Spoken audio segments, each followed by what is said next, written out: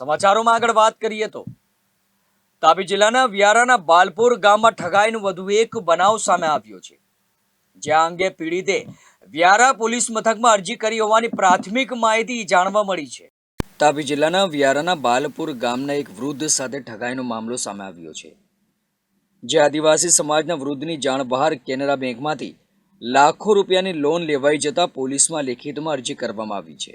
જ્યાં વ્યારા તાલુકાના બાલપુર ગામના ફરિયાદી જીવલાભાઈ ડેડાભાઈ ગામિતે જે તે સમય વ્યારાની કેનરા બેંકમાંથી 1 લાખ રૂપિયાની લોન લીધી હતી, જે લોન ભરાઈ ગઈ હતી અને જે બાદ તેમની જાણ બહાર તેમના નામે લાખો રૂપિયાની લોન લઈ અન્ય ઇસમના ખાતામાં જમા કરાવી છેતરપિંડી કરવામાં આવતા ફરિયાદી દ્વારા વ્યારા પોલીસ મથકે લેખિત અરજી આપી તપાસની માંગ કરી છે। ત્યારે હવે પોલીસ આ અંગે કેવી કાર્યવાહી કરે છે અને પીડિતને ન્યાય અપાવે છે તેના પર પીડિત આદિવાસી વૃદ્ધ આશા સેવી બેઠા છે।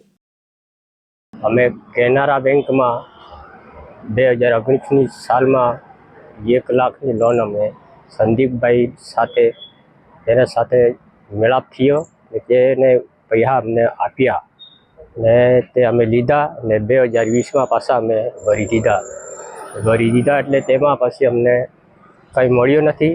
તે એમ કહે કે અમને અમારા હવે તમારું બધું જે પતી ગયું એમ કરીને અમે જરાક ઠગી ગયા। એટલે એવી રીતે 2 વખતે અમારા બેંકમાંથી પૈસા એ લોકોએ ઉપાડ્યા તે અમને ખબર નથી।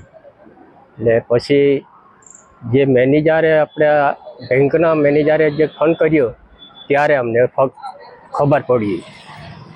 ત્યારે પછી અમે અહીંયા આવ્યા અને અમને પૂછ્યું ત્યારે એ લોકોએ પછી કાગળ કાઢી આપ્યો 4,15,000। બે વખત થઈ ગયા, 2 વાર કાઢ્યા પણ અમને ખબર નહીં એમાં ના નામ પર એ પૈસા નીકળી ગયા।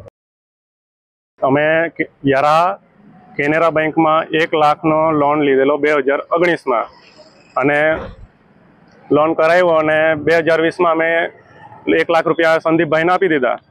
પછી અમને પતી ગયા એમ કરીને કીધું દીધું। પછી 2 વાર એ 4,15,000 રૂપિયા 2 વાર કાઢ્યા, 2 વાર નીકળી ગયા અને એમને અમને ખબર નહીં હતી। પછી આદિલ રસીલ ખાન કરીને એના નામ પર 2 વાર ટ્રાન્સફર થઈ ગયા પૈસા, એ અમને નથી ખબર હતી। તો અમારી એ જ માંગ છે કે ઉપર સીબીઆઈ દ્વારા ઇન્કવાયરી કરાય ને અમને પોલીસ સ્ટેશનમાં અરજી આપી દીધી છે સંદીપભાઈ કોકણી દ્વારા। એ અહીંયાનો પેલો ફોટાવાળો જેમ કહેવાય એજન્ટ। નીરવ કંસારા, ગુજરાત ન્યૂઝ, તાપી।